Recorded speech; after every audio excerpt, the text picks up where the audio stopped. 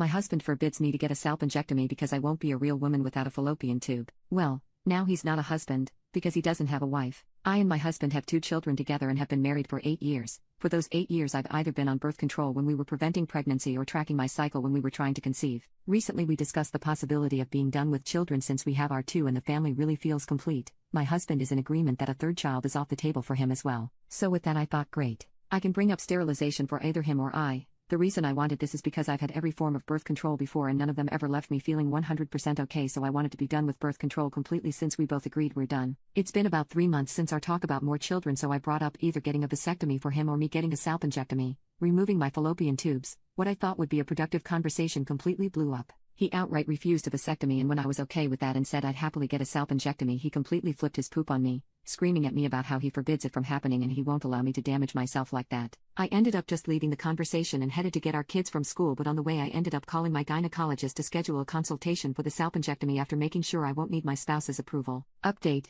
after getting our children to their school/daycare for the day, I went to our local coffee shop to pick us up each a cup.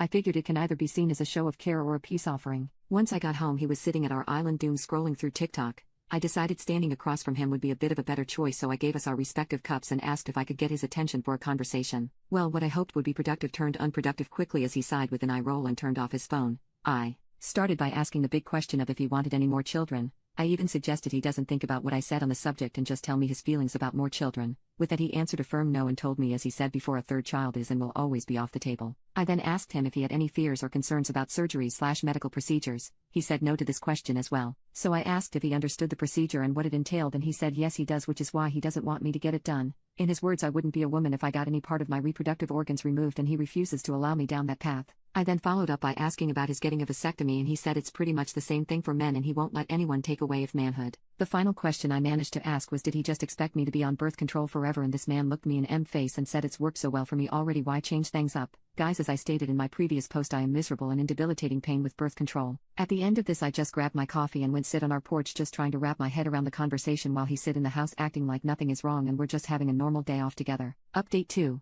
So to start, I've been at my sister's with the children all weekend. I told my husband that she was feeling lonely and wanted us to stay over. He believed it, as we usually try to do this once a month. I called off of work Monday so my sister and I can meet with the divorce lawyer that handled her divorce. I'm unsure if divorce will be the path I go down, but I want to get my ducks in a row before laying it all down for my husband. Update 3. To start off with the divorce, I'm finishing up with my lawyer to get the divorce petition written and served to my husband, which should happen before the end of this month. Last I heard from his side with the divorce, he got a lawyer for himself and once served wants all communications going through our lawyers. I finished up sorting through our asset divisions and making a custody plan, so my lawyer has that ready to be sent over to his lawyer for any questions or concerns about it. I'm sure there will be a bit of back and forth until an agreement is met. Next, an update about the children. They now know we are separating and going through a divorce. While initially they were very upset with the news, things kind of settled and became accepted. They are in therapy individually and us as a family, so I'm hoping that stays help them. My husband has been having them about 1 day a week, usually Saturday during the day, as he expresses inability to handle them alone at night. I try to communicate with him on the happening in the kids' life such as school and extracurriculums, but he keeps pushing me to communicate through his mom.